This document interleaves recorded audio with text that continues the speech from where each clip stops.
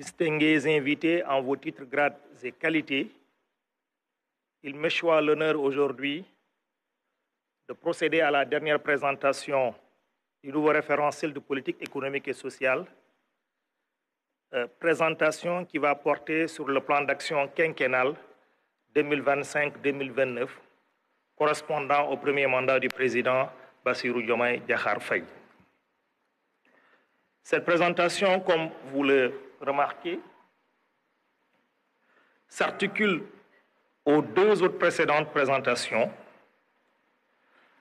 dans la mesure où nous avons déjà présenté le diagnostic, l'état des lieux, là où nous en sommes aujourd'hui, quel est le modèle de développement que nous avons utilisé depuis les indépendances.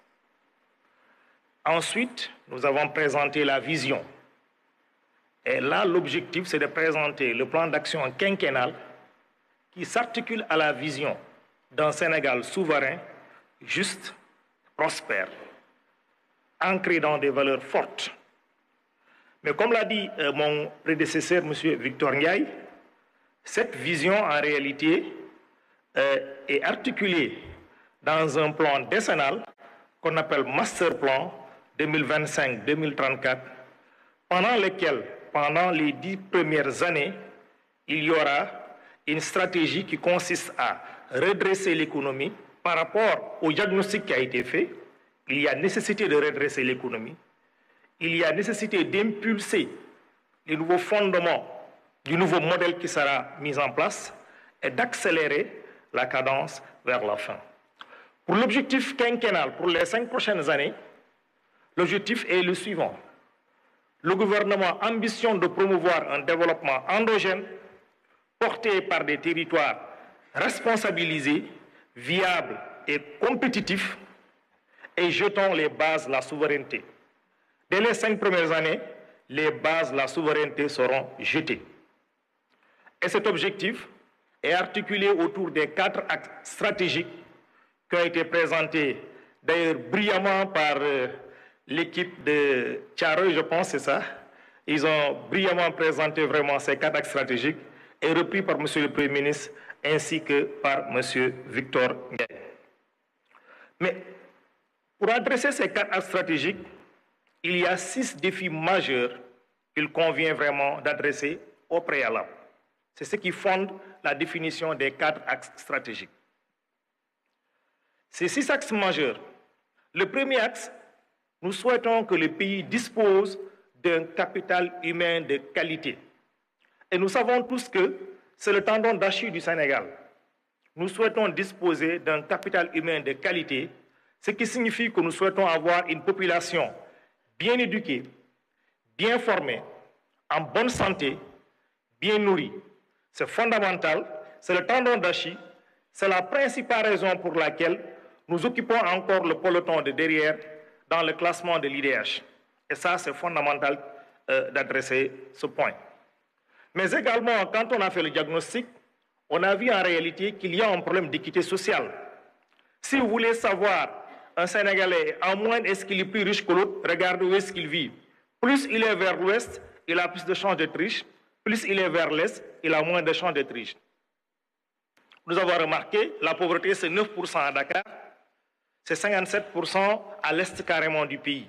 Donc il y a des problèmes d'équité sociale parce que le système de protection sociale n'est pas bien garanti. Il y a un certain nombre de choses qu'il faut adresser.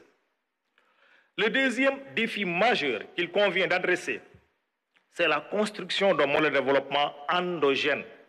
Il nous faut un modèle de développement porté par le pays, porté par le secteur privé national. Nous voulons un modèle de développement endogène. Ça a été une doléance, elle a été bien prise en charge dans la définition des défis. Un modèle de développement endogène à partir des pôles territoires. Mais le Sénégal n'envisage pas l'autarcie. Le Sénégal n'envisage pas l'autarcie. C'est dans un environnement ouvert sur l'extérieur, de concurrence dans les pays de l'UEMOA et de la CEDEAO, puisque le Sénégal, effectivement, doit souscrire à tous ses engagements régionaux et internationaux. Ça, c'est le deuxième défi. Le troisième défi, c'est un défi structurel que nous adressons dans ce pays depuis plusieurs années. C'est le défi du financement de l'économie. nous souhaitons un financement adéquat de l'économie. Dans les pays développés, le financement de l'économie n'est pas une contrainte fondamentale. La contrainte, c'est de disposer d'un projet bancable, rentable. Ici, le financement de l'économie, c'est une épine. C'est une épine pour l'entrepreneuriat. Nous souhaitons disposer d'un financement de l'économie adéquat tout en maintenant les équilibres macroéconomiques. C'est dans un cadre macro-budgétaire défini, assaini. Ça, c'est le troisième défi fondamental que nous comptons adresser. L'autre défi, c'est un défi national et régional, et même peut-être international par les temps qui courent, c'est le défi de la stabilité nationale. C'est fondamental. Nous ne pouvons rien faire dans un pays s'il n'y a pas de stabilité nationale. Et nous savons bien qu'au niveau régional comme international aujourd'hui, les menaces sont fondamentales, il faut les adresser. C'est un des défis que le Sénégal ambitionne d'adresser pour déjà les 5 prochaines années. L'autre défi, c'est la bonne gouvernance, on en a parlé. Il n'y a pas de possibilité d'envisager un programme de développement sans qu'il y ait vraiment la bonne gouvernance. C'est fondamental, c'est ce qui explique le triptyque Djoub, Djoubol, Djoubanti. C'est le défi de la bonne gouvernance qui permet de renforcer la confiance des citoyens vis-à-vis des institutions, vis-à-vis des élus, vis-à-vis de toute l'administration publique. Confiance qui a été érodée, et vous l'avez remarqué dans le diagnostic, nous avons perdu 11 points de confiance rien que pour les 4 dernières années. Et ça, c'est difficile de pouvoir engager un développement endogène et inclusif quand il y a perte de confiance des citoyens vis-à-vis des institutions. L'autre défi également que nous adressons, c'est le défi de l'innovation. Il faut promouvoir l'innovation scientifique et technologique. La souveraineté, c'est fondamental. Mais si on ne promeut pas l'innovation scientifique et technologique, nous ne pourrons pas être totalement souverains à terme. C'est fondamental. Tous les pays en développement doivent faire l'effort de renforcer l'innovation scientifique et technologique. Les dépenses en recherche et développement doivent être fondamentalement améliorées dans les pays. Et le Sénégal se fixe comme pari de relever ces défis. Ce sont les 6 défis que nous souhaitons engager pour les 5 prochaines années. Tout à l'heure, j'ai parlé des 4 axes stratégiques. Nous avons 4 axes stratégiques qui sont déclinés en 26 objectifs stratégiques. Le premier axe stratégique, c'est l'axe 1, économie compétitive. Je pense que dans la définition, dans la présentation de mon prédécesseur Victor, il a terminé par l'axe parce qu'il considère que c'est la finalité. À la fin, nous voulons disposer d'une économie compétitive. Ça, effectivement, nous voulons disposer d'une économie compétitive. En faisant quoi? En développant des moteurs de croissance dans les pôles territoires. C'est fondamental. Il faut développer les moteurs de croissance dans les pôles territoires. Les moteurs de croissance se développent au niveau des pôles territoires et c'est fondamental. Donc nous devons mettre en place des pôles territoires compétitifs. Il faut également, on ne peut pas faire tout ce travail si nous ne disposons pas d'un cadre macroéconomique assaini. C'est ça en réalité qui garantit la souveraineté économique d'un pays. Un pays qui, pour pouvoir financer son développement, pour pouvoir boucler son budget, doit faire un recours accru au financement extérieur ou doit faire des renoncements très importants sur des projets d'investissement qui pourtant étaient pertinents, mais qui ne disposent pas de ressources suffisantes, ne peut pas se prévaloir d'être un pays qui va être souverain à court et moyen terme. Donc le cadre macroéconomique assaini est fondamental dans ce pays. Donc ça, c'est vraiment un des gages d'une économie compétitive. Le troisième objectif stratégique, c'est le développement du financement domestique. On en a parlé dans les défis. On va développer le financement domestique et tous les financements innovants au niveau national et au niveau régional. Parce que nous savons bien que le Sénégal a l'avantage d'être dans un pays membre de l'UEMOA. Nous avons une économie régionale, une union monétaire, une bourse régionale des valeurs, donc nous avons l'union bancaire. Nous allons développer cela au niveau régional. Effectivement également avec l'innovation, notamment le financement vert, le financement bleu, et également la mobilisation des ressources de la diaspora. Le quatrième objectif, c'est la mise en place d'un environnement des affaires attractif. C'est fondamental. Et je pense au DG de l'APIX, nous devons renforcer l'attractivité de l'environnement des affaires.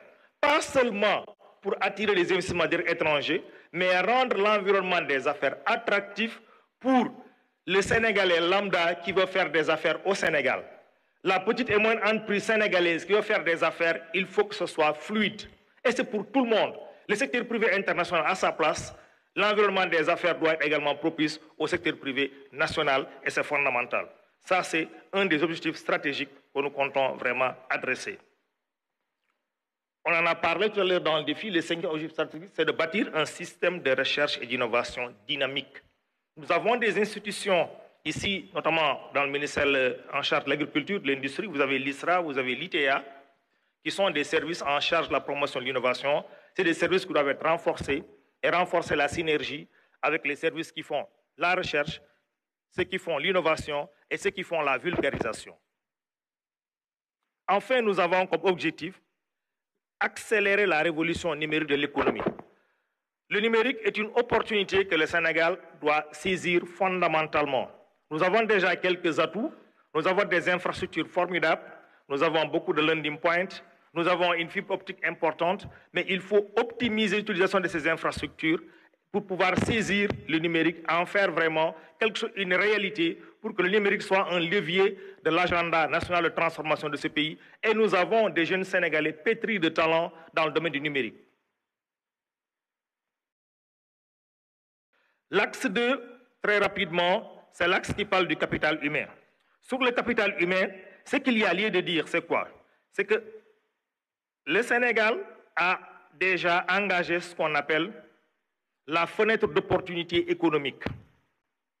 Depuis le début des années 2000, nous sommes dans ce qu'on appelle une fenêtre d'opportunité économique qu'il convient de saisir. Tous les pays passent par là, c'est une transition démographique traditionnelle, naturelle. Le Sénégal doit saisir cette opportunité, cette fenêtre d'opportunité pour développer le capital humain et renforcer l'équité sociale et la protection sociale. Pour cet axe, nous avons 8 objectifs stratégiques.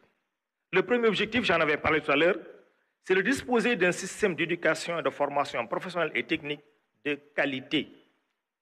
Nous avons un système classique, nous l'avons vu dans le diagnostic, il y a beaucoup de déperditions dans le système et il n'y a pas une offre à côté, qui est notamment la formation professionnelle et technique, qui permet de capter tous ceux qui sortent du système classique. Je pense que mon prédécesseur Victor en a parlé, il a parlé du programme 550, vraiment la formation de 5 millions de Sénégalais à l'horizon 2050.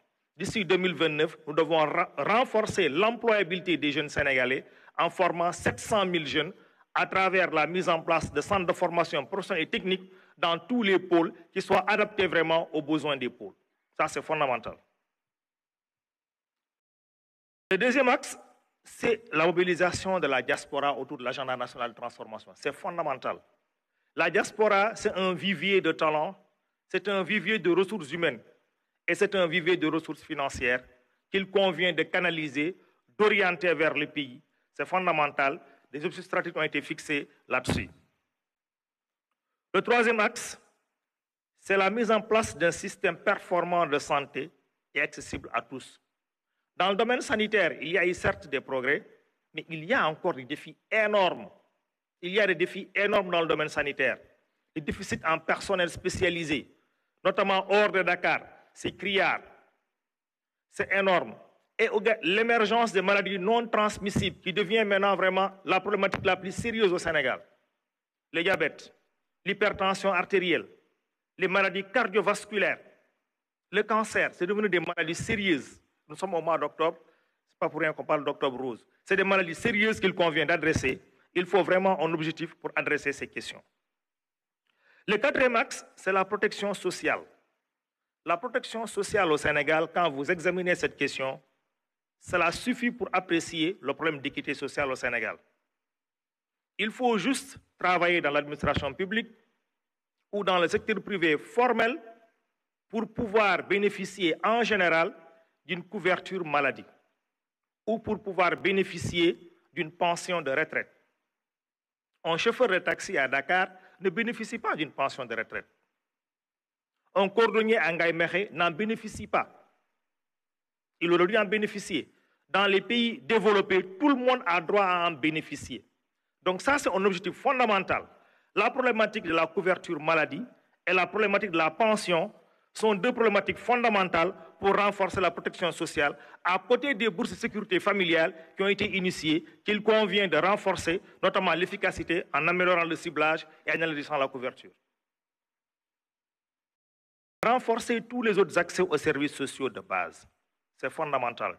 L'accès à l'eau potable, l'accès à l'assainissement, l'accès à l'électricité partout dans le pays et également à moindre coût. C'est fondamental. Une politique nationale d'emploi efficace. Dans ce pays, nous avons eu beaucoup d'initiatives par le passé, d'élaboration de politique nationale de l'emploi. Nous n'avons jamais eu un portage au plus haut niveau. Il y a eu des validations au niveau technique. C'est l'occasion unique pour avoir un portage au plus haut niveau de la politique nationale d'emploi. Il y a eu des initiatives, notamment dans le domaine des hydrocarbures, où on a introduit des clauses sur le contenu local, mais on n'a jamais une politique nationale harmonisée, globale, portée au plus haut niveau. C'est l'occasion à jamais de l'avoir, parce que c'est le principal défi auquel les jeunes sont confrontés dans ce pays. Les autres aspects, la problématique du sport, qui doit être considéré comme un vivier de ressources, de talents, pour l'épanouissement du Sénégal, mais également un vivier de création de richesses et d'amélioration de l'attractivité, ainsi que la culture qui nous fait vraiment de beaux résultats au niveau international. Ce sont les 8 objectifs stratégiques auxquels nous nous sommes fixés pour les 5 prochaines années en ce qui concerne l'axe 2. L'axe 3, c'est l'aménagement et le développement durable. Nous en avons parlé tout à l'heure. Dans le diagnostic, on en a parlé. On a montré déjà au Sénégal que progressivement, la majorité des Sénégalais maintenant vivent dans les villes, en milieu urbain. Au début, les Sénégalais vivaient beaucoup plus en milieu rural. Aujourd'hui, on a une urbanisation qu'on a dit galopante, qui fait que 54% de la population vit en milieu urbain. Donc, fondamentalement, la politique qui n'a pas été bien prise en charge, l'aménagement du territoire, l'urbanisation des villes est fondamentale. C'est pourquoi on en fait le premier objectif stratégique de l'axe 3. Il faut une urbanisation des villes pour pouvoir vraiment accueillir, et c'est une tendance mondiale, internationale. C'est une tendance internationale dans tous les pays du monde.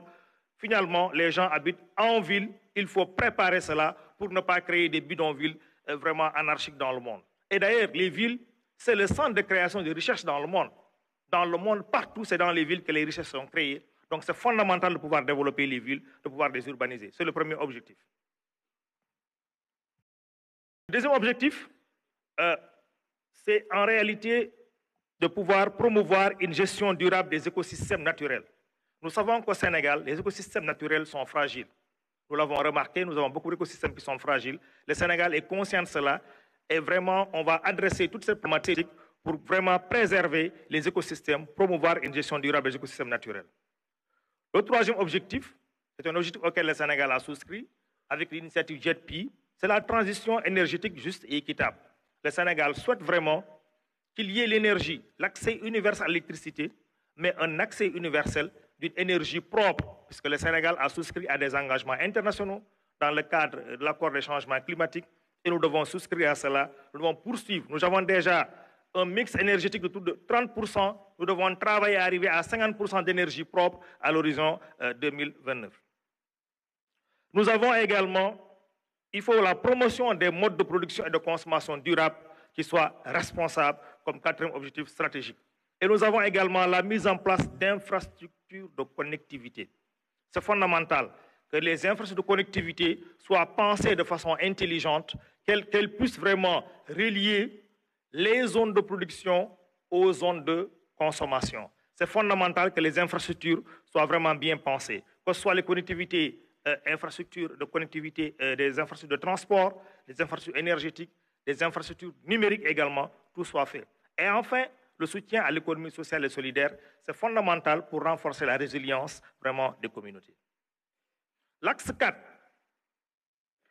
L'axe 4, c'est le dernier axe. Il comporte 6 objectifs stratégiques. Il porte sur la bonne gouvernance et l'engagement africain. C'est fondamental, on ne peut rien faire dans ce pays si on ne renforce pas la bonne gouvernance. On ne peut rien faire dans le monde si on ne renforce pas la bonne gouvernance. C'est un credo partout. Il faut consolider l'état de droit et la protection des citoyens. C'est fondamental. C'est le premier objectif stratégique de l'axe 4. Le deuxième objectif, c'est de réformer les institutions nationales. Et comme vous le savez bien, ça a démarré avec les assises nationales. Il faut réformer les institutions pour vraiment les moderniser davantage. L'objectif 3, c'est de réformer l'administration publique centrale. Il faut continuer à réformer l'administration publique centrale pour qu'elle soit à l'écoute des usagers. C'est fondamental. Et l'administration décentralisée, qui est encore un peu plus faible, qu'il faut consolider davantage. L'objectif 4, c'est le renforcement du civisme et de la citoyenneté, ainsi que de la démocratie participative. Il va falloir que ce développement ne se fera pas uniquement par les autorités ou par les institutions, c'est vraiment toute la population ensemble. Les gens d'un élan solidaire doivent développer le pays et c'est par vraiment un élan de solidarité, de civisme et de citoyenneté qu'on pourra adresser cette question. Renforcer la sécurité nationale, on en a parlé dans les défis. Et enfin, impulser toutes les réformes nécessaires. Le Sénégal doit s'ériger en champion, en leader dans le domaine de l'intégration régionale pour impulser toutes les réformes nécessaires pour consolider l'espace régional que nous avons en commun qui nous est si cher. Ce sont les 4 objectifs stratégiques de l'axe 4. Si nous faisons tout ça, sur les 5 prochaines années, qu'est-ce que nous attendons? À la faveur d'ailleurs du début d'exploitation des hydrocarbures, on aura une croissance économique qui va tourner entre 6,5% et 7% en moyenne chaque année d'ici 2029. C'est ce qui est attendu. Et ça, on ne l'aura pas uniquement en augmentant systématiquement les investissements, mais en renforçant l'innovation. Parce qu'on a remarqué qu'on a eu beaucoup de croissance économique par le passé, mais le tendon d'Achille était qu'on augmentait systématiquement l'investissement et ça a créé un niveau d'endettement qui, à terme, n'est pas soutenable. Nous avons eu la chance d'avoir, je pense qu'au niveau du diagnostic, Cheikh Modou Thiam en a parlé, tous les 20 ans, on est bloqué à une crise cyclique d'endettement. De 60 à 79, on s'est rendu compte qu'il faut un programme d'ajustement structurel parce qu'on avait atteint les marges de manœuvre budgétaires. En 2000, il a fallu l'initiative des pays pauvres très endettés, PPTE, pour pouvoir alléger fondamentalement la dette et ouvrir les marges de manœuvre encore pour le Sénégal.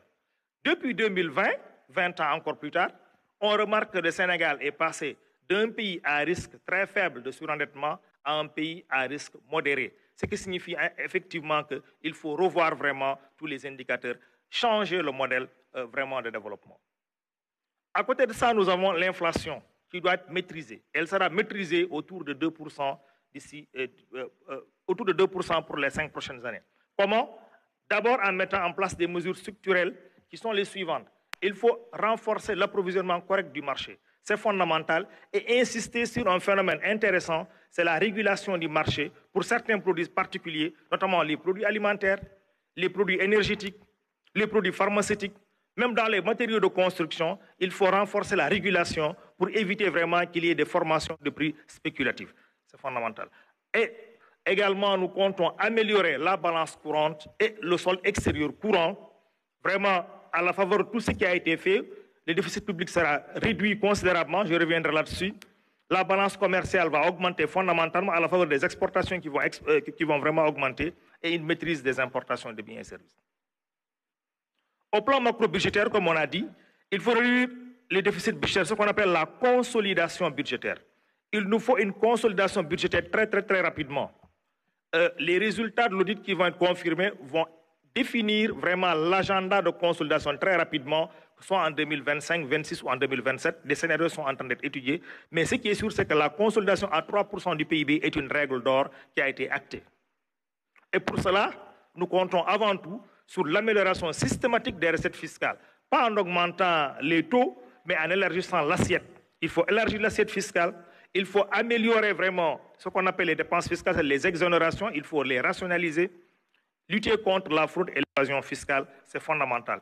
Et même les recettes qu'on dit non fiscales, qui ne sont pas liées à l'activité, qui sont des recettes souvent domaniales, il y aura un effort qui sera fait pour mobiliser davantage les recettes non fiscales, notamment en renforçant la capacité du pays à pouvoir évaluer le potentiel de ses ressources.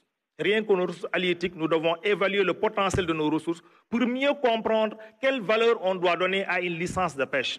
Nous devons évaluer le potentiel de ressources minières pour mieux comprendre quel prix on doit donner à ces ressources en termes de licence, de permis d'exploitation, de contrats miniers. Et renforcer les capacités de l'administration à pouvoir négocier, c'est fondamental. Quand l'administration négocie avec vraiment des parties étrangères, vous voyez qu'il n'y a pas photo. C'est un défi fondamental pour améliorer les recettes non fiscales. Du côté des dépenses, on va renforcer le ciblage des subventions à l'énergie. Les subventions à l'énergie nous coûtent 4% du PIB. C'est beaucoup. Il faut trouver vraiment le moyen de renforcer le ciblage, vraiment pour pouvoir réduire les subventions à l'énergie sans pour autant impacter, par exemple, le tarif de l'électricité. C'est ça le défi. On n'impacte pas le tarif de l'électricité, mais on améliore le ciblage pour pouvoir en tout cas faire en sorte que les dépenses soient atténuées. Les dépenses courantes, les autres dépenses courantes seront maîtrisées par la promotion du volontariat. C'est un truc fondamental qui va nous aider, par exemple, à tout ce qui est dépenses de réhabilitation, le volontariat, spontanément, la citoyenneté. Nous permettront de réduire vraiment les dépenses, comment on appelle ça, d'entretien. Mais également les centrales d'achat qui ont commencé à être expérimentées, notamment pour la commande publique, et c'est fondamental. Et enfin, on va améliorer l'efficacité de l'investissement vraiment à travers une meilleure préparation des investissements publics surtout. Les investissements publics ne sont pas suffisamment bien préparés. On va renforcer tout le cycle, la maturation, la sélection des projets pour améliorer vraiment l'efficacité de l'investissement public. La stratégie d'endettement qui va être mise en place permettra, à côté déjà, permettra de maîtriser l'endettement pour les 5 prochaines années. Nous avons un niveau d'endettement qui a explosé, on le verra tout à l'heure vraiment avec les indicateurs d'impact. Il nous faut une stratégie d'endettement qui maîtrise tous les flux, notamment les flux de financement public qui entrent dans le pays doivent être maîtrisés. Il y a fondamentalement aujourd'hui un enjeu pour maîtriser tous les flux de financement public. Il y a un enjeu également pour dynamiser davantage les marchés financiers, parce que nous souhaitons réduire le recours vraiment aux prêts commerciaux de façon générale, parce que c'est des prêts qui sont chers, c'est des prêts qui ont des taux d'intérêt variables. Également, nous subissons la variabilité de change. Nous devons réduire le recours aux prêts commerciaux en réajustant notamment vers le marché financier régional. Donc, c'est fondamental de trouver une stratégie d'intervention dans le marché financier régional. Et tout ceci nous permettra de reprofiler la dette pour qu'on soit plus à entre 70 et 84% du PIB d'encours de la dette, mais à 70% dans un délai raisonnable. Tout ceci permettra de reprofiler l'encours de la dette et de baisser le poids de la dette extérieure sur laquelle nous sommes très vulnérables, notamment vis-à-vis du risque de change.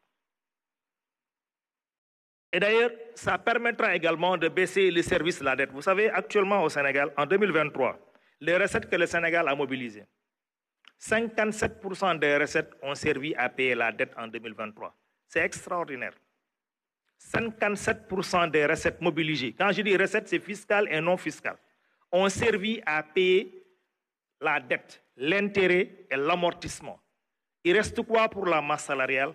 Combien pour l'investissement? C'est ça qui fait qu'on doit changer de modèle. Ça ne peut pas continuer, ça ne peut pas prospérer. C'est ce qui explique le changement de paradigme. Et vous voyez là, rien que les intérêts sur les recettes, les intérêts bouffent 15% des recettes. Il faut reprofiler cela très rapidement. Si tout ce travail est fait, les objectifs qui sont fixés à l'horizon 2029, le PIB, le revenu par tête, c'est-à-dire le revenu moyen du Sénégalais, devra augmenter de 1 660 $ à 2 468 $, augmentation de près de 50% en 5 ans. C'est possible, il faut que tous les Sénégalais s'y mettent pour qu'on y arrive. C'est fondamental et c'est possible. On va baisser le ratio de la dette qui est évalué à 73% sur les premières estimations, mais qui en réalité, vous avez vu, passe à 84% d'ailleurs avec vraiment les premières estimations de l'audit. Donc, de 84%, on devrait passer vers 70% à l'horizon 2029. L'IDH, l'indice de développement humain, c'est l'indice qui mesure le développement humain du Sénégal, de tous les pays, mesuré par le PNUD. Nous sommes toujours dans la tranche des pays à développement humain faible. Le Sénégal, d'ici 5 ans, avec la mise en œuvre de tous ces programmes qui ont été fixés ici et présentés bien avant que je ne vienne, permettra d'intégrer le peloton des pays à développement humain moyen d'ici 5 ans.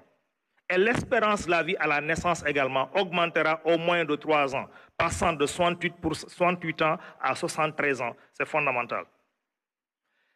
Le Sénégal a l'ambition également d'avoir l'accès universel à l'électricité et à l'eau d'ici 2029. L'accès universel à l'électricité et à l'eau, 100%. Ça veut dire que si quelqu'un veut se connecter à l'électricité, même à Pata dans le Médina Yoro Fula qui n'a jamais vu de courant, ils doivent avoir accès au courant s'ils veulent se connecter. À l'eau, à Touba, dans le Djolof, on doit avoir accès à l'eau partout au Sénégal. Ça, c'est vraiment un enjeu de taille, c'est un objectif clair, bien affiché. Et également, le Sénégal doit renforcer la problématique de l'assainissement. Nous devons renforcer l'assainissement qui est un fléau dans toutes les villes de ce pays. Nous devons augmenter vraiment le taux d'assainissement pour passer de 62% à 82%, tout en augmentant également le mix énergétique.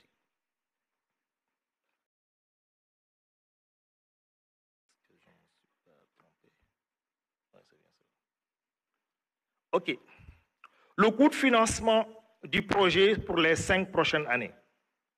Pour les 5 prochaines années, le financement global de cette stratégie quinquennale est de 18 496,83 milliards de francs CFA, dont 62% seront exécutés de façon générale et classique par le budget classique, le budget public.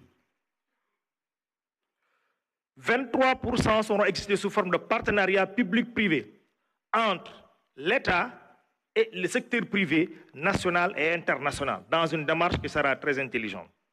Et 14% seront effectivement du privé pur. Donc, dans ce partenariat public-privé, l'État n'apportera que 30% vraiment de sa contribution. Et le secteur privé apportera 70%, équivalent à 3060 milliards qui est attendu. Dans cette approche, en changeant de paradigme, nous avons pris le soin de programmer une stratégie quinquennale de développement 2025-2029 qui soit à hauteur des moyens de l'administration publique. Il n'y aura pas de groupe consultatif pour financer le déficit public. Tout le déficit public est couvert par vraiment tous les accords de coopération en cours et toute la stratégie que le Sénégal compte mener pour lever des financements au niveau régional et au niveau innovant. Le gap de financement, c'est le financement privé qu'il faut aller rechercher, et en priorité avec le secteur privé national. Ensuite, avec les pays africains, il y aura des tables rondes au niveau du Sénégal, des tables rondes au niveau africain et éventuellement au niveau international pour boucler le financement vraiment qui est demandé, le gap de financement privé. Ça, c'est une innovation vraiment, c'est une innovation de cette stratégie. Très rapidement, je vous dis, l'autre innovation, c'est la répartition des investissements publics par axe, suivant les 4 axes. De façon générale, la répartition quinquennale prenait toujours le pas sur l'axe 1, sur les problématiques économiques. Là, la répartition sur la stratégie d'investissement public insiste davantage sur l'axe 2, sur le capital humain et l'équité sociale, qui a un poids beaucoup plus important, de 35% quasiment, suivi plus tard l'économie compétitive, et ensuite la gouvernance également et l'aménagement du territoire ont des trucs très intéressants. Victor en a parlé tout à l'heure, la politique industrielle qui va être menée sur la base de toutes les filières qu'il va identifier dans les pôles de développement, avec un choix assumé en fonction de nos moyens. L'État va soutenir vraiment le secteur privé pour pouvoir développer des filières dans l'agroalimentaire, des filières en réalité, on appelle ça, dans les ressources naturelles, des filières vraiment au niveau des industries manufacturières pour faire du Sénégal un pays qui soit un pays industrialisé progressivement d'ici 2050 et enfin des filières, enfin des services à valeur ajoutée. Alors, quelques projets stratégiques par secteur. Je vous ai dit tout à l'heure que l'urbanisme, l'habitat va occuper un poids important pour les 5 prochaines années. C'est 7% des investissements publics globalement, avec notamment un programme national de planification urbaine et de gestion des risques. C'est fondamental. Et un programme d'aménagement et de développement urbain durable du littoral qui est très fragile.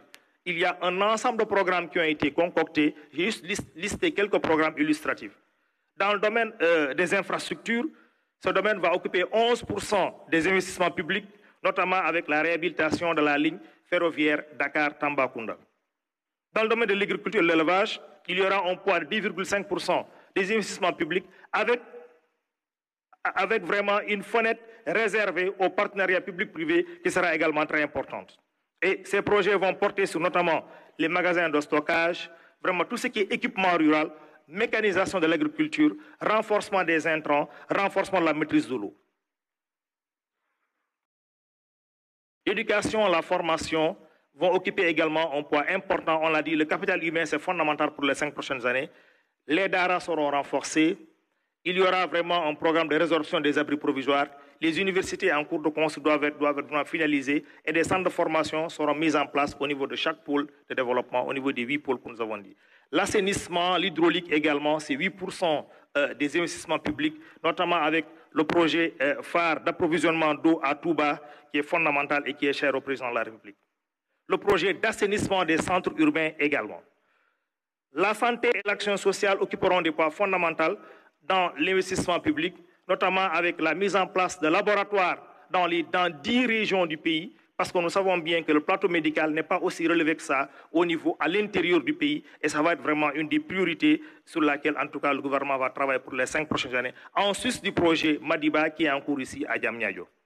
Les énergies renouvelables également, vous savez, je pense que Victor en a parlé, le projet réseau gazier du Sénégal qui va nous permettre, en tout cas, de réduire drastiquement la facture d'électricité, vraiment est un projet cher au président de la République et c'est un projet qui va attirer beaucoup d'attention. Ainsi que le projet d'exploitation de l'urée comme dérivé, en tout cas, des produits pétroliers.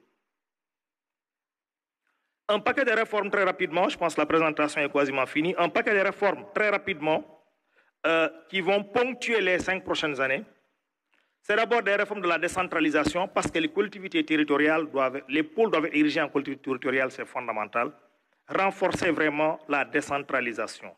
Renforcer les finances publiques au niveau central et au niveau local. Nous avons vu que les finances publiques au niveau local, globalement, si vous regardez, les collectivités territoriales réunies, elles ne mobilisent pas plus de 1% du PIB en termes de recettes. Elles ne pourront pas faire le travail si vraiment les ressources mobilisées par les collectivités territoriales au niveau local ne sont pas améliorées et c'est fondamental. Et on va également simplifier davantage le système fiscal. La réforme foncière est fondamentale, on en parle depuis très longtemps. Il faut vraiment engager cette réforme audacieuse et fondamentale pour pouvoir en tout cas préserver les intérêts des populations en milieu urbain et rural et favoriser le développement du secteur privé. C'est fondamental, c'est une des réformes phares en tout cas de ce programme quinquennal. Les autres réformes, on en a parlé, c'est la justice, notamment la digitalisation des services de la justice, c'est fondamental. Vous avez vu dans, comment on appelle ça, le diagnostic, il y a une surpopulation carcérale. Et une des raisons, c'est parce que quasiment la moitié des populations qui sont détenues sont en instance de jugement. Le jugement n'est pas encore achevé. Donc il faut digitaliser, renforcer les moyens humains et financiers du corps de la justice pour pouvoir vraiment accélérer cette situation, le traitement des dossiers en justice et réduire vraiment la population carcérale qui n'honore pas le Sénégal. Il y a des réformes sur le civisme et la citoyenneté, notamment en mettant en place l'Observatoire de la citoyenneté pour promouvoir davantage l'élan national et vraiment promouvoir l'élan national dans le développement du pays. La dernière réforme, c'est le développement du secteur privé qui doit être fait au niveau des pôles territoires. Nous devons déconcentrer tous les services de soutien technique et financier vraiment au secteur privé, au niveau des pôles territoires. Tous les services d'encadrement, de promotion, de mise à niveau doivent être déconcentrés, retrouvés au niveau des pôles territoires.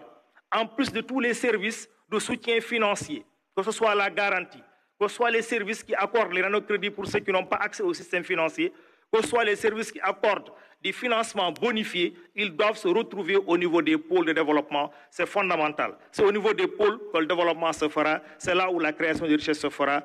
Et c'est dans les pôles qu'on aura l'émergence de champions nationaux. Il y aura donc nécessairement un développement du marché financier avec vraiment tout ce qu'on a dit, tous les financements innovants, la finance islamique, vraiment le renforcement de la bancarisation ainsi que vraiment la promotion de l'épargne longue parce que nous savons que c'est un des points, c'est un des tendons d'Achille. Quand les entrepreneurs veulent prendre des prêts au Sénégal, ils ont du mal à prendre un prêt de long terme. Les prêts, c'est souvent 2 ans, 5 ans. Il est fondamental de pouvoir mobiliser l'épargne longue pour les systèmes, pour vraiment les entrepreneurs, pour pouvoir en tout cas renforcer l'industrialisation de ce pays. Et c'est un des points phares de la réforme. Enfin, il y a le jeu des acteurs. Je pense que l'équipe de Thiaroye et Yeumbeul a bien insisté sur ça. L'administration publique doit jouer son rôle pour vraiment gagner le pari vraiment de la confiance. Mais également, les collectivités territoriales doivent jouer le rôle pour impulser le développement à la base. La société civile doit être catalyseur au développement et une société civile qui éveille les consciences. Un secteur privé alerte vraiment pour concrétiser le développement endogène à partir des pôles, c'est fondamental. Des jeunes et des femmes responsabilisés qui pourront vraiment permettre en tout cas d'adresser toutes ces questions, toutes les questions de développement qui ont été définies ici. Les religieux qui vont continuer à jouer le rôle de régulateurs sociaux Et enfin, les partenaires de développement qui vont continuer à accompagner le Sénégal dans un cadre de partenariat qui soit aligné à la nouvelle vision qui vient d'être définie. Ça, c'est le cadre de suivi-évaluation qui va être mis en œuvre. C'est vraiment un cadre de suivi-évaluation qui expliquera globalement le schéma à partir d'une déclinaison stratégique.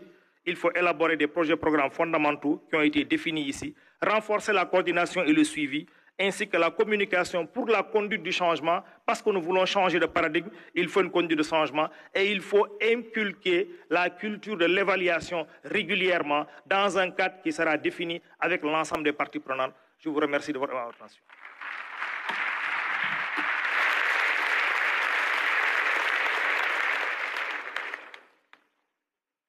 Merci beaucoup, Monsieur Souleymane Diallo, directeur général de la planification et des politiques économiques. Mesdames, Messieurs, je vous demanderai de bien vouloir remercier chaleureusement